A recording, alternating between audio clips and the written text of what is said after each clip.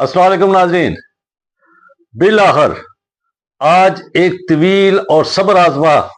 इम्तिहान के बाद पाकिस्तान आज सुरखरू हुआ और पाकिस्तान आज सीरीज जो है तो पाकिस्तान के अंदर साउथ अफ्रीका को शिकस्त देने में कामयाब हुआ और आज का मैच जीत के पाकिस्तान सीरीज 2-1 से अपने नाम करने में कामयाब हुआ। तो ये बज़ाहिर तो एक बड़ी अचीवमेंट है और है भी ये अचीवमेंट क्योंकि पाकिस्तान की सिचुएशन आपके सामने है,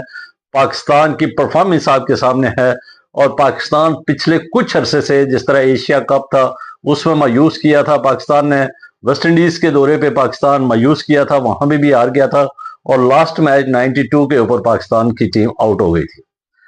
तो एक बड़े मायूस था जनाब और इस मायूसी के आलम में पाकिस्तान ने अगर सीरीज साउथ अफ्रीका से जीती है तो ये एक बड़ी अचीवमेंट है, ये एक हौसला अफजा है। आज का मैच पाकिस्तान ने साउथ अफ्रीका ने टॉस जीता और पहले खुद बैटिंग का फैसला किया। ये बड़ा हैरानकुन फैसला था वैसे, क्योंकि सिचुएशन उनको पता था, दूसरा मैच वो इजीली जीते थे, उससे पहले पाकिस्तान इजीली जीते जीते थोड़ा सा ना उन्होंने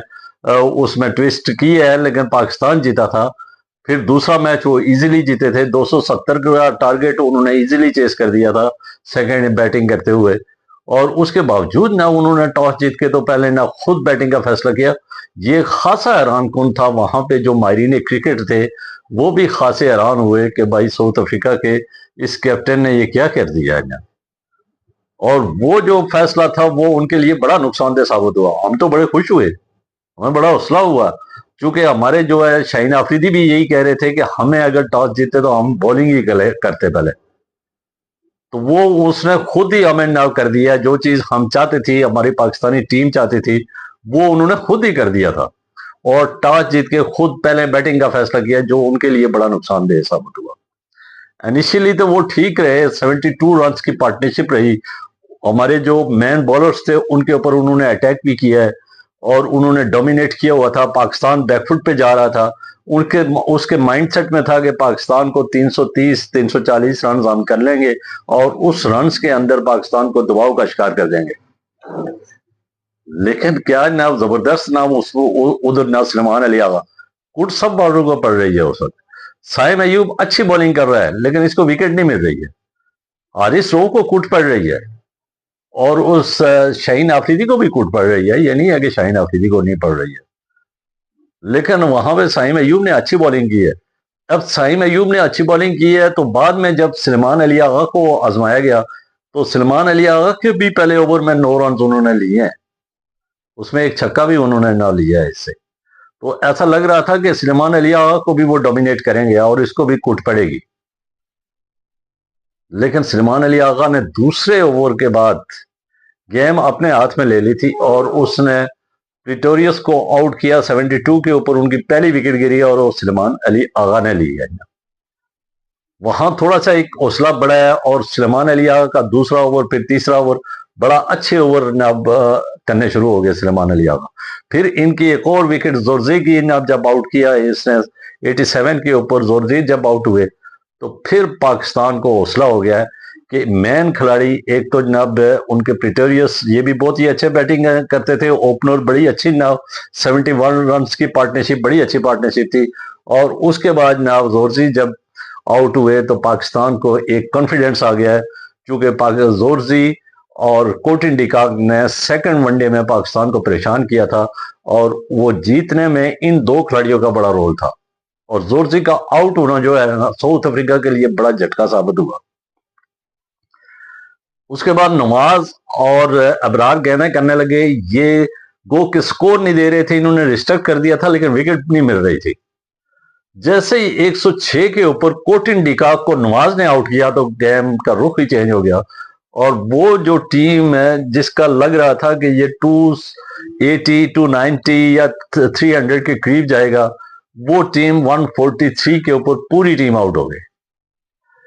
आप अंदाजा करें कि 106 के ऊपर उनकी तीसरी विकेट गिरी और 143 के ऊपर उनकी पूरी टीम आउट हो गई, यानी बकिया 7 खिलाड़ी जो है तो आप अंदाजा करें कि 37 रन के अंदर अंदर गिर गए। और उसका एडवांटेज ये है कि अबरार ने बड़ी शानदार बॉलिंग की है, 4 खिलाड़ियों को आउट किया उसने। پھر نواز نے 2 کھلاڑیوں کو آؤٹ کیا، اس کے بعد شاہین آفریدی آئے خود، اس نے بھی بڑا زبردست اسپیل کیا، اس نے بھی 2 کھلاڑیوں کو آؤٹ کیا اور 2 آغا نے نہ آؤٹ کیا. پوری ٹیم جو ہے 143 رنز کے اوپر ڈھیر ہو گئی ہے. اور اس میں آج کے میچ میں نہ بولنگ کے حوالے سے بڑی زبردست بولنگ تھی، لیکن آج ایک جو چیز تھی نا جو پاکستان کی بولنگ میں تھوڑی کمزوری مجھے محسوس ہوئی تھی، وہ وسیم جونیئر کو نہ شامل نہ کرنا. وسیم جونیئر اگر دوسرے ون ڈے میں کسی نے پرفارم کیا ہے، کسی کی کوالٹی تھی بولنگ میں نظر آئی تھی، تو وہ وسیم جونیئر کی نظر آئی تھی. اور میں نے اپنے پریویو میں بھی یہ کہا تھا کہ وسیم جونیئر کو کھلانا چاہیے. ریسٹ اگر دینی ہے تو حسین طلت کو دیں اور اس کو دیں، نہ تو ابرار کو لے آئیں، نہ اس کی جگہ پہ نسیم شاہ کی جگہ پہ اسے اور دوسرا حسن نواز کو لے آئیں. لیکن انہوں نے ایسا کیا ہے کہ نہ باقی حسین طلت کو اسی طرح رکھا ہے، وسیم جونیئر کو اٹھا کے باہر پھینک دیا، نہ اس کو نکال کے بینچ کے اوپر بٹھا دیا. جس نے دوسرے میچ میں اگر کسی کی بولنگ تھی تو وہ وسیم جونیئر کی نظر آ رہی تھی. 146 کی سپیڈ تھی اس کی، اس کو اٹھا کے بینچ کے اوپر نا کہ جی آپ کی پرفارمنس ٹھیک نہیں، آپ کو ریسٹ دی جا رہی ہے. اور اس کی جگہ پہ حارث روف کو جو ایشیا کپ میں بھی کوٹ کھا کے آیا تھا، ادھر بھی پہلے اوور میں اس کو کٹ پڑی ہے، 3 چوکے لگے ہیں اس کو. پہلے 2 ون ڈے چونکہ اس کو بین تھا اس لیے وہ نہیں کھیل سکا اور تیسرے میں اس کو واپس لے آئے.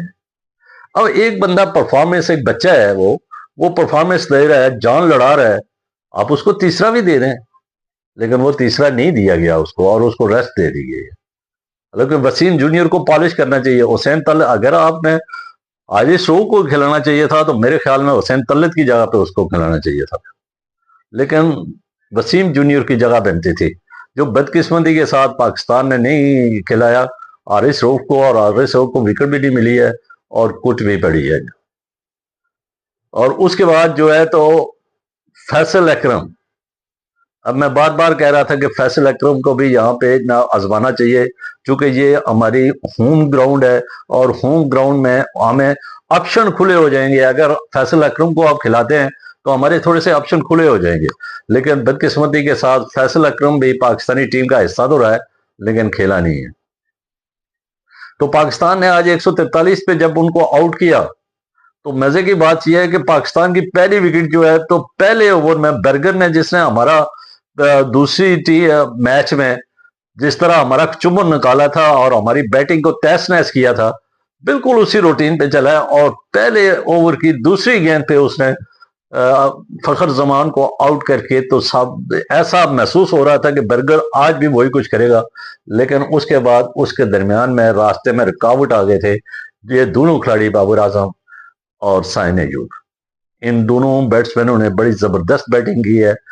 وکٹ کے اوپر ٹھہرے ہیں. جب وکٹ کے اوپر ٹھہرے تو پھر ان کے چوکے خود بخود ان کو رنز بننے شروع ہو گئے تھے، اور جس کے لیے ہم ایک عرصے سے کہہ رہے ہیں کہ پاکستان کی سنگلز اور ڈبل کی کمی ہے، اور صرف یہ ہارڈ ہٹنگ کی طرف جاتے ہیں، چوکے اور چھکے کی طرف جاتے ہیں، جس کی وجہ سے پاکستان پرفارمنس نہیں کر رہا. لیکن آج میچورٹی والی اننگز کھیلی ہے ان دونوں کھلاڑیوں نے. آج دونوں نے سنگلز اور ڈبل کے اوپر فوکس کیا، پہلے وکٹ کے اوپر ٹھہرے، سنگلز اور ڈبل کے اوپر، اور جیسے ہی ایڈجسٹ ہوئے تو انہوں نے چوکے بھی مارنے شروع کر دیے تھے.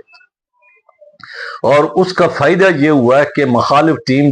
جس کا سکور پہلے ہی کم تھا وہ اور دباؤ کا شکار ہو گئی تھی، اور پاکستان جو ہے تو وہ ڈومینیٹ کر رہا تھا ساؤتھ افریقہ کو. 65 کے اوپر بدقسمتی کے ساتھ بابر اعظم جو ہے تو وہ رن آؤٹ ہو گئے. وہ 27 رنز بنا کر آؤٹ ہوئے. بڑی زبردست اننگز انہوں نے کھیلی ہے. اور اس کے ساتھ سائم ایوب کا بڑا خوش آئند بات یہ ہے کہ سائم ایوب فارم میں ہے. انہوں نے پیچھے جو دوسرا ون ڈے تھا اس میں بھی 50 کی تھی اور اس میں بھی 77 رنز بنا کر آؤٹ ہوئے. یہ بھی ایک بڑی خوش آئند بات ہے پاکستانی ٹیم کے لیے. اور اس کے ساتھ پھر رضوان نے بھی بڑی اچھی بیٹنگ کی ہے، اور بعد میں آغا جب آئے تھے تو اس نے وننگ شاٹ جو ہے تو وہ آغا نہیں کھیلا تھا. 25.1 اوور میں پاکستان نے یہ ٹارگٹ چیز کیا تھا، بالکل ون سائیڈڈ، مکمل طور پر ڈومینیٹ کر کے، مکمل طور پر. یعنی ایک ساؤتھ افریقہ کے لیے بھی بڑی شاکنگ ہوگی، ہمارے لیے بھی بڑی حیران کن ہے کہ دوسرا میچ جو تھا بالکل ڈومینیٹ کیا ہوا تھا اور پاکستان کو ون سائڈ نام انہوں نے شکست دی، اور تیسرے میں پاکستان نے جس طرح انہوں نے وہ دوسرے میچ میں شکست دی، بالکل اسی طرح نہ پاکستان نے اس کو ڈومینیٹ کر کے دوبارہ نہ اس کا بدلہ لیا ہے، اور پاکستان نے نہ زبردست نہ وکٹری حاصل کی ہے۔ واقعی اس کے اوپر پاکستانی ٹیم قابل تعریف، قابل تحسین کے مستحق ہے۔ لیکن پاکستان کا جو ایک چیز مجھے جو خدشہ لگ رہا ہے، نہ چونکہ پاکستان بینچ اسٹرینتھ کو آزما نہیں رہا،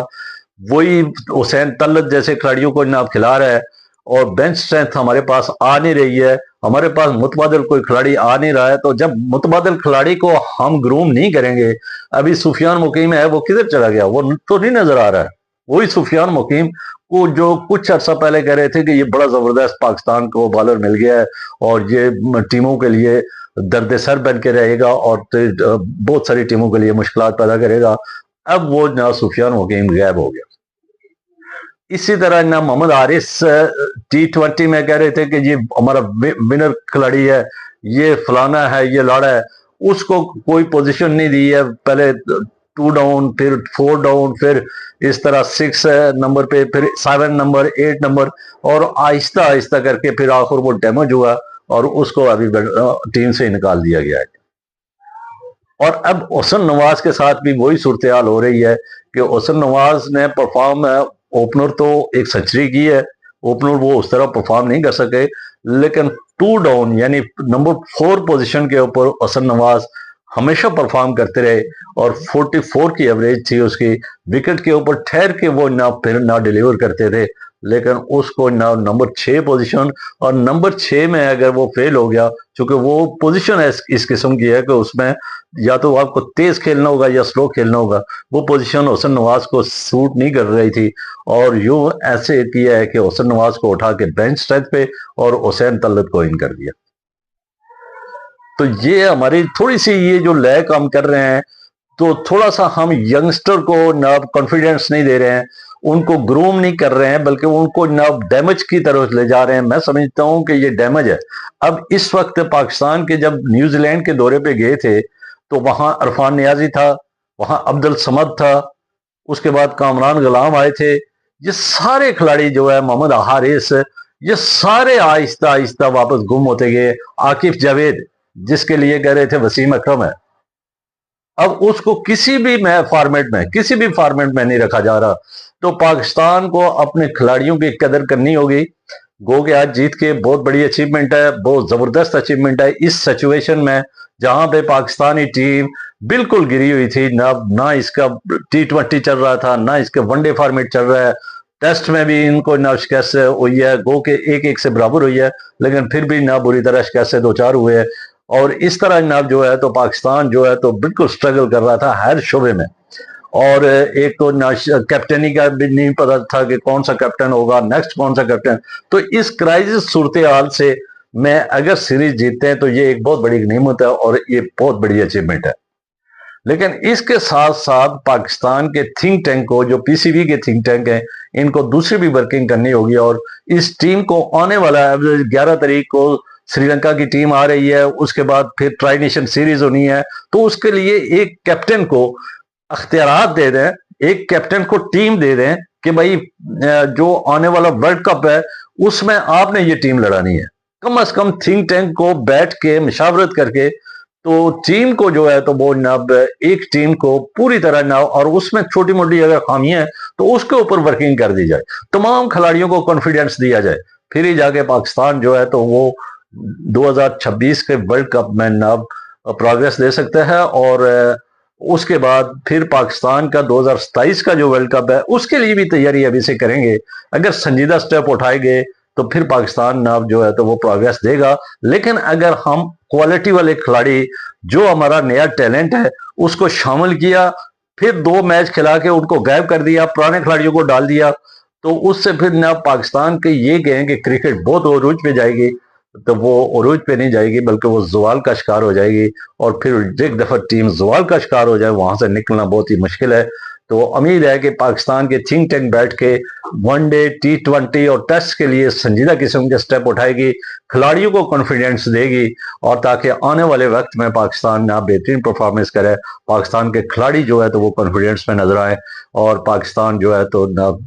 کرکٹ کی دنیا میں ایک مقام حاصل کرنے کے لیے پاکستان کے کھلاڑیوں کو کانفیڈنس، کاؤنسلنگ اور مائنڈ سیٹ سٹرانگ کرنے کے لیے حکمت عملی بنانی ہوگی پاکستان کے تھنکس ٹینکس کو۔ اگر ایسا نہ کیا تو پاکستان کے کرکٹ کا زوال ان کا مقدر بن جائے گا۔ تو مجھے یہ امید ہے کہ پاکستان کے تھنک ٹینک اس سیریز کے بعد کم از کم سوچ کے اپنے کلیئرٹی کر دیں گے کیپٹن کو کہ بھائی آپ نے 27 کا ورلڈ کپ کھلانا ہے، آپ نے 26 کا ورلڈ کپ کھلانا ہے، یہ کھلاڑی ہے، اس میں کوئی اور رکھنا چاہتے ہیں تو وہ رکھیں، اور کیپٹن کو اختیارات بھی دیں گے، اور اگر اختیارات دیے تو پاکستان انشاءاللہ جناب آنے والے جتنی بھی سیریز ہیں تو اس میں بہترین پرفارمنس دے گا۔ اب تک کے لیے اتنا ہی، مجھے دیجیے اجازت، خوش رہیے، آباد رہیے، اور اس چینل کے ساتھ جڑے رہیے۔ اس کا مقصد ہے سبسکرائب کریں، بیل آئیکن کو کلک کریں تاکہ جو بھی نئی ویڈیو آئے وہ آپ تک بر وقت پہنچے۔ اللہ حافظ، شکریہ۔